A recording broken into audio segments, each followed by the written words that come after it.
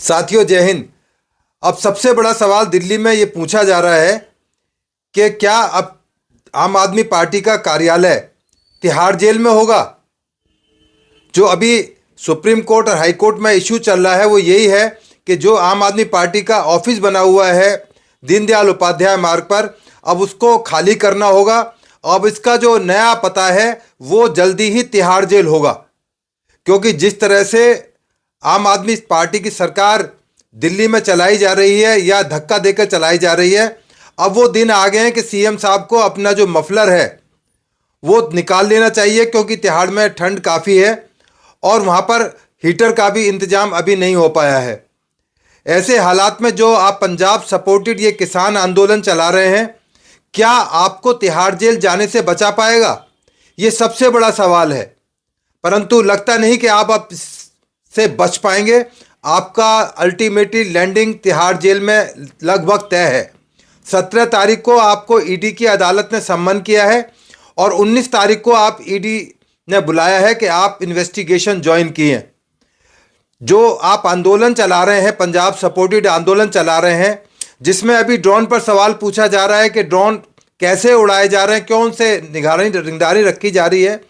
ये law and order का सवाल है। ये इसलिए ये ताज्जुब नहीं, ये बिल्कुल तय हो गया है कि ये आप जो कर रहे हैं या जो आपको सहयोग करना चाहिए था लॉ एंड ऑर्डर मेंटेन करने में दिल्ली में या पूरे हिंदुस्तान में, वो आप उनको आपत्ति कर रहे हैं कि ड्रोन क्यों उड़ाए जा रहे हैं। तो ये बिल्कुल अब जग जाहिर हो चुका है, साफ हो चुका है कि ये सब कुछ आपको बचाने के लिए आपकी शह पर हो रहा है। पर अब आपके दिन दूर नहीं है।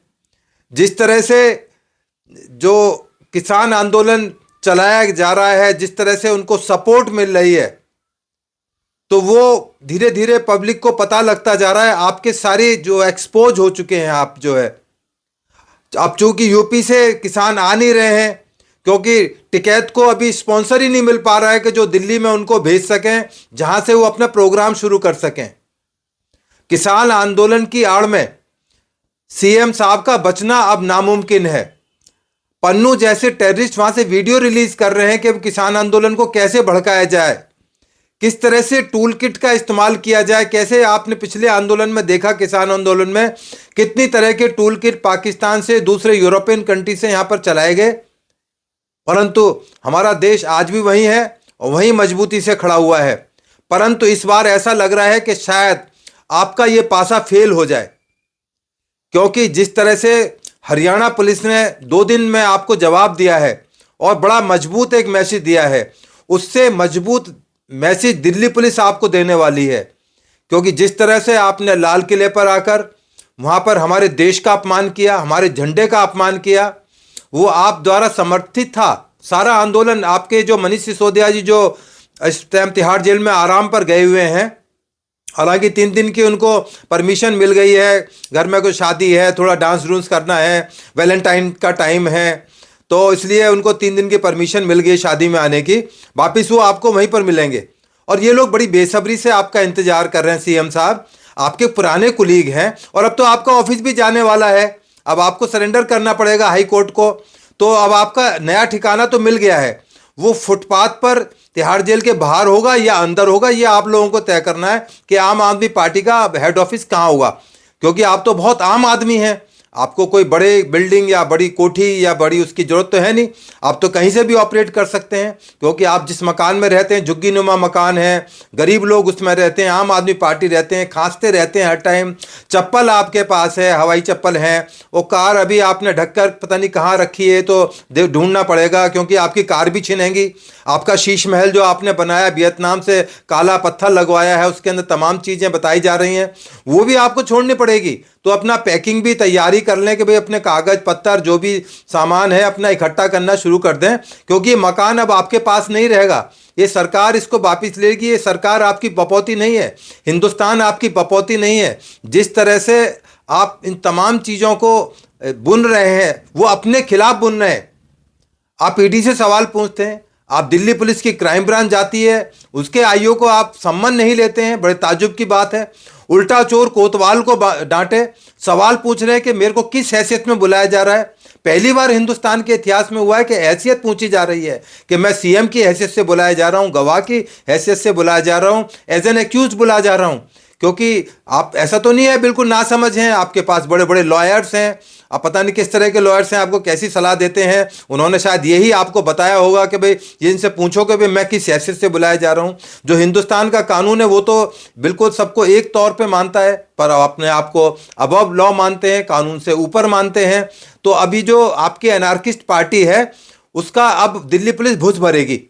अब आप देखिए किसान जो आपके सपोर्ट में आ रहे हैं, आप उनको बिजली पानी मुहैया कराएंगे पिछली बार की तरह से, जैसे मनीष सिसोदिया पहुंच गए थे बॉर्डर पर। तो आप तैयारी कीजिए, किसी मंत्री को भेजिए। आपके यहाँ तो बड़े बड़े मंत्री आ गए हैं, कई तरह के बड़े बड़े लीडर हैं आपके यहाँ, तो ऐसी सूप नखा भी हैं जो किस तरह की बातें करते हैं कि बस देख के हंसी भी आती, ताज्जुब भी होता है। उनका रंग रूप बिल्कुल बिल्कुल सूप नखा से है। तो आपकी पूरी रावण की सेना बन गई है। मेघनाथ आपके यहाँ, कुंभकर्ण आपके यहाँ, और रावण खुद जाने की तैयारी में है, शूर्पणखा आपके यहाँ, और तमाम तरह के किरदार जो होते थे वो तमाम आपके यहाँ मौजूद हैं। पिछली बार जब ट्रैक्टर आंदोलन हुआ, किस तरह से ट्रैक्टर आए, किस तरह से आपने इनडायरेक्टली तमाम उनको सपोर्ट दी, वो सबको धीरे धीरे पता लगा है। टीवी पर टिप्पणी करना जो आपके पक्ष में, जो आपके पत्रकार बोलते हैं, आपके जो साझीदार बोलते हैं, जिनको आप पैसा देते हैं सरकार के खजाने से चुपचाप, वो टीवी पर बोलना बहुत आसान है, परंतु जब जमीन पर उनको एग्जीक्यूट करना पड़ता है पुलिस को या सरकार को, केंद्र सरकार को, तो अब बड़ा मुश्किल आता है। तो इसलिए अब आपकी मुश्किलें बढ़ने वाली हैं। अभी आपके ऊपर बहुत सारे मुकदमे इंतजार कर रहे हैं, पी की स्टेज में है, एफआईआर उनमें दर्ज होंगी। अब आपका जेल से आना नामुमकिन हो जाएगा लगभग। जैसे आपने बड़े बड़े पोस्टर लगाए दीनदयाल उपाध्याय मार्ग पर, मिस यू मनीष सिसोदिया, तो अब आपके लिए भी पोस्टर तैयार किए जा रहे हैं, आपके वर्कर तैयार कर रहे हैं। मिस यू सीएम साहब, आप जैसा सीएम ना हिंदुस्तान में आया है ना आएगा। हेमंत सोरेन आपके पुराने दोस्त थे, उनका हालचाल तक जानने आप नहीं गए। आप कहते थे नानी ने मंदिर जाने के लिए मना करा है, कि नानी कहती है कि मस्जिद को तोड़ के मंदिर बनाया गया, वहां नहीं जाना चाहिए, पाप हो जाएगा। अरे आप तो पाप के भी हकदार बन गए, आप राम मंदिर पहुंच गए, अपने साथ में सीएम साहब को भी, दूसरे सीएम साहब को भी ले गए।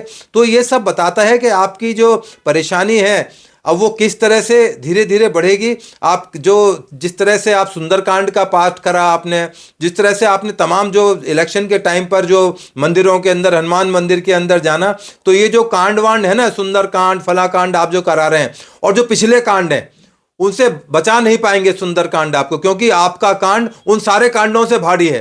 तो ये आने वाले टाइम में आपके लिए एक बहुत बड़ा चैलेंज होगा। और दूसरा, मैं जो सो कॉल्ड किसान आ रहे हैं उनको भी बताना चाहता हूं कि आप इस देश के अन्नदाता नहीं, अपने दिमाग से गलतफहमी लगा लीजिए। ये जो खेती है ये राष्ट्र की प्रॉपर्टी है, आपको पुराने आपके बाप दादे दे गए हैं, तो इसका मतलब ये नहीं कि आप हमेशा इस देश के राजा बने रहोगे। किसान अन्नदाता कहलाएगा। अन्नदाता ईश्वर है, भगवान है। जहां आपके सीएम साहब राम मंदिर में अपनी आस्था व्यक्त करके आए, वो राम है जो इस देश को चलाते हैं, पूरी दुनिया को चलाते हैं। अब आपने देख लिया कि किस तरह से जो मुस्लिम थे वो भी आपका साथ छोड़ रहे हैं। दुबई के अंदर, अबू धाबी के अंदर हिंदू मंदिर बन गया। तो आपके लिए परेशानियां अब एक तरफ से नहीं है, और तरफ से भी बड़ी तेजी से आने वाली हैं। थोड़ा इंतजार कीजिए। अभी आपका जो दिल्ली पुलिस है, इस बार जो आपके किसान आ रहे हैं उनका स्वागत करने के लिए बहुत मजबूती के साथ तैयार है। दिल्ली पुलिस एक प्रोफेशनल फोर्स है और जवाब देना चाहती है, कोर्ट के अंदर भी और कोर्ट के बाहर भी। थोड़ा इंतजार कीजिए। तो इसलिए जो आप बताते हैं अपने आप को आईआरएस ऑफिसर बताते हैं, तो मुझे लगता नहीं कि आप किस तरह से आईआरएस की नौकरी आपने प्राप्त की होगी, क्योंकि जिस तरह से आपकी बातें होती हैं वो तो बिल्कुल एक चौथी क्लास बताते हैं आप प्राइम मिनिस्टर को। आप तो पहली क्लास पास भी नहीं लगते हैं। अभी पता लगा है, मैंने पता करा है अपने सोर्सेज से, आप 3-3 4-4 महीने में ऑफिस जाते हैं, अपना सारा राजकाज, अपना रंग महल जो शीश महल आपने बनाया वहां से चलाते हैं। पहली बार देख रहा हूं कि अपने सीएम साहब अपने ऑफिस में ही नहीं जाते हैं।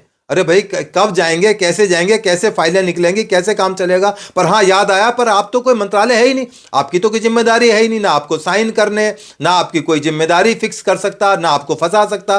परंतु इस बार आप बहुत बुरी तरह फंस गए हैं, और एक जगह नहीं फंसे हैं, आप बहुत जगह फंस गए हैं। क्योंकि जो आपकी जो रिमोट की लायबिलिटी है उससे आप भाग नहीं सकते।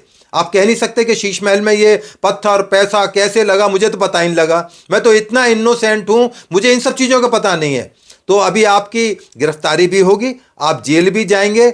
जो आपके साथियों ने, सब ने मिलकर, पूरे गैंग ने, शराब घोटाले में, शीश महल में, जल घोटाला, इतने सारे घोटाले याद भी नहीं रहते, उनकी लंबी लिस्ट हो चुकी है कि कैसे उनको याद रखा जाए। तो इसलिए अब आपकी जो किसान डिमांड कर रहे हैं, जिनके खिलाफ 2 साल पहले दिल्ली पुलिस ने, हरियाणा पुलिस ने जो तोड़फोड़ उन्होंने की थी, मुकदमे दर्ज किए थे, उनको वापिस किए जाएं। अरे भाई, बलात्कार के मुकदमे हैं, कत्ल तक के मुकदमे उन लोगों के खिलाफ दर्ज हैं। कि कौन से देश के कानून की बात कर रहे हैं कि उनके मुकदमे वापिस लिए जाएं? आप बताएं सीएम साहब पब्लिक को कि इस कानून के तहत उनके मुकदमे वापिस लिए जा सकते हैं। जिन्होंने लाल किले पर हमारा अपमान किया पूरे देश का, उनके मुकदमे कैसे वापिस ले लिए जाएं, कैसे उनको छोड़ा जाए? तो ये सारे सवाल हैं जो इनका जवाब आपको देना ही होगा, क्योंकि जो तरीका है, जिस तरह से आप इस सरकार को चलाया जाना चाहते हैं, आप तो बिल्कुल ब्लैकमेलिंग के स्टेज पर आ गए हैं। आप सरकार को ब्लैकमेल करना चाहते हैं, अपनी पोजीशन का मिसयूज करना चाहते हैं। परंतु याद रखना,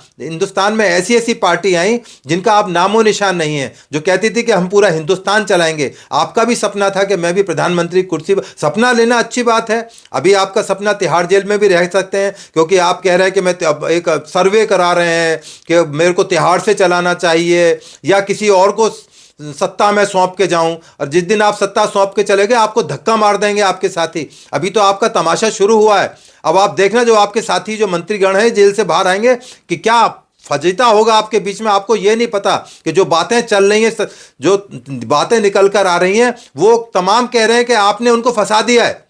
तो अभी तो आपका शुरुआत है। जो आपके एमएलए काउंसलर है, जिनको फंड सरकारी दिया जाता है, जिस तरह से नंगा नाच हुआ है, मिसयूज हुआ है फंड्स का, आपका एक एक एमएलए, एक एक काउंसलर जेल के अंदर होगा। तभी तो अभी इन्वेस्टिगेशन की शुरुआत है, कंप्लेंट्स आनी शुरू हुई हैं। जब आप पावर में नहीं रहेंगे, सत्ता में नहीं रहेंगे, सारी फाइलें आपके मंत्रियों की, आपके एमएलए की, काउंसलर की खंगाली जाएंगी। उनमें जांच की जाएगी कि आपने क्या किया और किस तरह से आपने घोटाला किया। जो ईडी के पास सबूत हैं, वो इतने सीरियस और सफिशिएंट एविडेंस हैं कि आपको बार बार बुलाया जा रहा है, परंतु आप जो है इन्वेस्टिगेशन ज्वाइन करने के बजाय सम्मन को ही इलीगल बता रहे हैं, इन्वेस्टिगेशन को इलीगल बता रहे हैं। और वो कहते हैं ना, उल्टा चोर कोतवाल को डांटे। तो आप तो बिल्कुल ईडी पे सवाल, कोर्टों पे सवाल, इलेक्शन कमीशन पे सवाल। अभी से आपके दोस्त चिल्लाने लगे हैं कि ईवीएम से इलेक्शन ना कराए जाएं, बैलेट से ना कराए जाएं। ये अच्छा तरीका है, पहले चिल्लाना चाहिए, क्योंकि फिर बाद में फिर आपको चिल्लाने में सहूलियत मिलेगी कि ये ईवीएम में गड़बड़ घोटाला हो रहा है। आपके जो मंत्री थे सौरभ भारद्वाज, उन्होंने कहा घोटाला है। जब वो जीत गए तो ईवीएम बिल्कुल ठीक थी जी, बिल्कुल ठीक चाहिए। तो ये आपका जो झूठ और फरेब का जो सारा एक दंगल इकट्ठा हो रहा है, तो इसलिए आप दूसरे सीएम होंगे जो सीट पर रहते हुए जेल जाएंगे। पहले आपके साथी हेमंत सोरेन, जो जिनको 10 बार बुलाया गया, कहते थे मैं सम्मन वम्मन को मानता ही नहीं हूं। आप भी कहते हैं कि मैं किसी सम्मन वम्मन को नहीं जानता हूं। तो अभी तो आपके जो, जिन्होंने ये शीर्ष, जिन्होंने सिर पे आपके पहनाया था, अन्ना हजारे बाबा, जिनको हम सोच रहे थे शायद गांधी होंगे, परंतु गांधी वांधी तो निकले नहीं, परंतु आपने उनको दूध से मक्खी की तरह निकाल के फेंक दिया। आपने मिसेज किरण बेदी को निकाल के फेंक दिया, योगेंद्र यादव, प्रशांत भूषण, कुमार विश्वास, कपिल मिश्रा, आपने सबको निकाल दिया। आप इतनी बहुत होशियारी चालाकी से जो चल रहे थे, अब वो सारी चालाकियां आपकी एक्सपोज हो चुकी हैं। अब आपके साथी ही आपके सारे राज खोलेंगे और खोलने शुरू कर दिए हैं। तो यदि आप सोचें कि आपके भ्रष्टाचारों की जानकारी पब्लिक को नहीं है, धीरे धीरे आनी शुरू हो गई है, अभी उसकी पड़ताल चल रही है। तो इसलिए जब आप गिरफ्तार होंगे तो अब आपको पता लगेगा, आपके ऊपर एनएसए भी लग सकता है, आपके दूसरे नेताओं पे भी एनएसए लग सकता है, आपके जो किसान नेता हैं वो भी एनएसए में जाने चाहिए, क्योंकि वो इस टाइम बिल्कुल तैयारी के मूड में है कि इलेक्शन तक हम इसी तरह से अपना प्रोग्राम जारी रखें, जिससे कि इलेक्शन में फैसिलिटेट हो सके, जीत सकें। परंतु ये आपका सपना रह जाएगा, क्योंकि वो पुरानी कहावत है ना कि आप तो दिल्ली पुलिस के जो सिपाही हैं उनको कभी ठुल्ला बोल देते हैं, कभी कहीं कुछ और बोल देते हैं, जो मन में आता है वो पुलिस के लिए बोल देते हैं। तो सरकारी संस्थाओं का बदनाम करना, उनको डिमोनाइज करना, ये आपका पुराना एक तरीका है। बड़े बड़े मनमोहन सिंह ऐसे निष्पक्ष और ईमानदार पीएम रहे, जब भी उनको अदालत ने बुलाया, 30 अदालत ने बुलाया, दूसरी एजेंसी ने बुलाया, तुरंत चले गए, इन्वेस्टिगेशन ज्वाइन करी, ऊपर की कोर्ट से स्टे लेके आए। परंतु ना तो आप स्टे लाते हैं, ना ईडी को चैलेंज करते हैं, क्राइम ब्रांच में एसीपी जाते हैं, आपके मंत्री के घर जाते हैं, हर जगह आप सम्मान नहीं लेते हैं। ये कौन से कानून की बात कर रहे हैं? कैसे आप सीएम हैं, कैसी आपकी मंत्री हैं जो इस तरह से आपके वहाँ पर कोई पुराने कोई है जस्मीन, वो पुलिस वालों से बहस कर रहे हैं। It amounts to obstruction in duty. वो जस्मीन शाह भी जेल जा सकते हैं, वो वीडियोस पब्लिक डोमेन में है।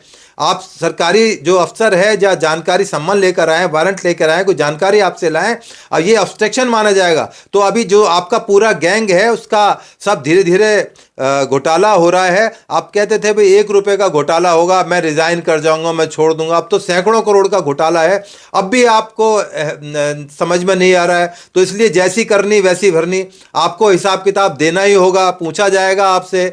आप किसी को पनौती बोल देते हैं, अब पनौती कौन है, आपके साथ कौन कौन पनौती बना हुआ है, तो आप बताएं कि आपके साथ कौन कौन पनौती है। आप कभी कोई और कोई जिम्मेदारी से भाग रहे हों, अपनी जिम्मेदारियां कब आप निभाएंगे, कब आप पार्टी की जिम्मेदारी लेंगे? तो ये बहुत सारे सवाल हैं जिनका समय आने पर आपसे जरूर जवाब लिया जाएगा।